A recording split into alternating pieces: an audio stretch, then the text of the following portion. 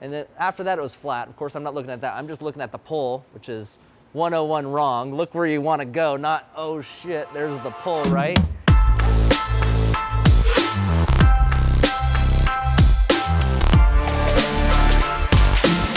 My name's Luke McMillin. I'm a part of our family's race team, McMillin Racing, and I've been racing since I was 15 years old. I'm fortunate enough to have raced 1,600 cars, Class 1 cars, and currently racing Trophy Truck 83. Very fortunate to have won the Baja 1000 in all three of those cars. That's my pride right there. One race that comes to mind was the 2015 Baja 500. Ole and I were in the truck. We had a great qualifier. We qualified third. Robbie was first. LeDuc was second in the cow truck, and we were third. I'm like, this is awesome, right? So we started off. We ended up going up the Pine Forest for the first half of that race. It was still early in my trophy truck career, so I was still a bit impatient. And it was kind of that, tortoise and the hare story, classic story this entire race. But we ended up getting on a little piece of pavement headed out to Highway 2, and at 115 miles an hour, left-hand turn tightened up on us, and woo! And I'm looking at this concrete pole on the side of the road going, oh no. And there was about a 10, 15 foot drop. And then after that, it was flat. Of course, I'm not looking at that. I'm just looking at the pole, which is 101 wrong. Look where you want to go, not, oh shit, there's the pole, right?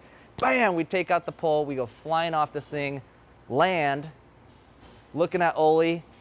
I think we're good. I'm like, the drive shaft's got to be gone, right? It wasn't. I think we took out the pole by the door, maybe just ahead of the drive shaft. We get going. We get up to Highway 2 where we hit the highway.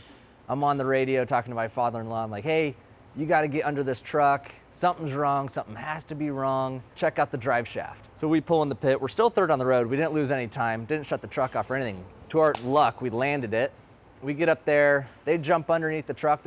Everything's fine. What's wrong? What's wrong? I said, I didn't tell them I went off the road. I'm just like, look at the drive shaft and look at it really good. It's got to be dinged or something, even though there was no vibration. All of a sudden, they jump out, go, go, go, and here comes the classic, onto the highway. Highway 2 is pretty wide, right? It's not your classic two-lane highway. And there we are with Jason Voss, door to door with Voss, going down. The chase truck behind me is my father-in-law and my now wife, Jen, and I'm playing chicken with the semi, and I'm hitting the little rubber dividers, poof, poof, poof, throwing cones over the hood. They're on the radio. My dad hops on the radio, which he wasn't supposed to, but from the chopper. What the hell are you doing? And I was just so pissed that I was about to lose my position. I'm playing chicken with the semi on the wrong side of the road next to Jason Voss. That was pretty gnarly, but we're still like less than 100 miles into this race. And it's just like, what? All right, I'm getting a little bit too excited, right? So I slow down, I pull behind Voss. We drop down Rumarosa, no games down that, right? Go all the way down the desert, down to Borrego. We passed Robbie in the pits. I think we got Voss in the pits as well. And LeDuc had pulled over. So we're first on the road. I think this is the first time I'm first on the road in a trophy truck race. Absolutely pin it down the desert. We get down to Borrego. We had a 3 or 4 minute lead up and over the crossover road, pulled our lead a little bit. I think Apdalia was the next guy behind us. I'm like, God, we deserve to be DNF'd right now after what I've done already, right? But here we are, I'm like back going up the coast. There's 150 miles left to go. What could go wrong, right? And we're going up the coast, and all of a sudden, boom, we got smoke over the hood. We lost a power steering line, kicked it off the rack, lose power steering, and that was just heartbreaking, just sitting there on the coast. And we had, I think, a 5 or 6 minute physical lead, which at that point doesn't matter, right? I was probably driving over my head to get there. But we're just sitting there, and the line is just, it didn't come undone or anything. It broke. Line's broke. Nothing we can do, right? So I'm just sitting there, put the helmet down, and that's just, your heart just sinks and sinks as you sit there and you look down the coast and it's just silent. It's like, all I had to do is drive it in, right? That was definitely the low point of the day, but I figured let's get a power steering line in this thing and let's go get the finish, right? That was just the start of our day. So we get up the coast, we're cruising now, we're a couple hours down. Ole and I, we go into Santo Tomas, break another line. Something's consistent here. Pop another line off, straight into a boulder. Boom, I mean, it rips it out of my hand.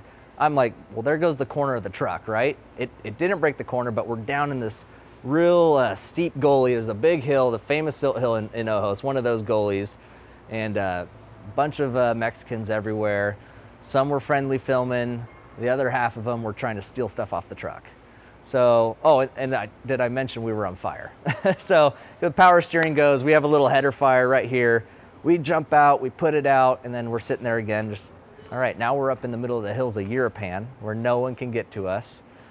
We've had a fire, we've got the hood off, we're down in this gully, super narrow, cars are racing by us. Ole's trying to fix the truck. I'm shooing off guys trying to steal the jack, trying to steal our tires. It was just like, and we're in the middle of nowhere. No one's, you know, close to helping us. Fortunately, my friend Brad Wilson in a Class 10 car, and I think he was leading or at second, right up the top there, brought us in a power steering line. We were able to fix the truck, got going again, got out of Europan, and the silt was really bad in Ojos, that little horseshoe we do right before you get to Ojos. You know, everyone knows the horseshoe. Are we running the horseshoe? It's gonna be silty crap. We're like 6-7 hours down at this point. We get into that horseshoe and blind silt. And then I'm like, okay, I know you can't stop in the silt bed, right? But there's 1,600 cars, there's 9 cars all stopped in the silt bed. And I'm like, I'm not gonna kill someone tonight. I'm gonna stop. I'm stopping. Absolutely bury the truck. It's probably 3 or 4 in the morning. We've already had our hearts shattered. We've already busted power steering lines. We've already been on fire, been robbed, the whole 9 yards. And now we're stuck. Luckily, Justin Davis pulled up in his Class 1 car, and he was inching out, and he would get stuck. So we ended up leapfrogging. You pull me 10 feet, and then I would pull him 10 feet, and it was just stuck. And by that point, it was just like, I just want to be done. I just want to be done. We finally get out of the silty horseshoe. We hit the highway. We're headed to K-12. We're smoked. Ole falls asleep. That's my favorite part of the day, just because in the truck, in the race truck, we're going down. We're on the highway, right? But she's like, hey, our hard right's coming. My eyes are closing, but I'm like, our hard right at K-12's coming up, right? Out. Just absolutely smoked. He's out. So I'm like, all right, well, I ended up driving the truck into most of the finish. He woke up, you know, maybe about 5 miles to the finish. I'm like, hey, we're almost there. Don't worry. You can go back to sleep, right? But we ended up finishing, gosh, early the next morning, and that was probably the longest Baja 500. It was the longest Baja 500 of my life. From lows to, I think we just threw the race away at mile 80, to highs of leading the race, to low, right? Just like, God, I don't know if the day could get any worse, but that was, without a doubt, the longest day in Baja I've ever had.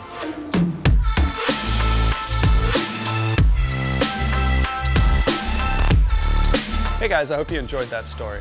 Now, if you've been racing for a while and would like to share your story, please reach out to us in the links provided and help us achieve our goal of spreading racing stories to those outside the race car.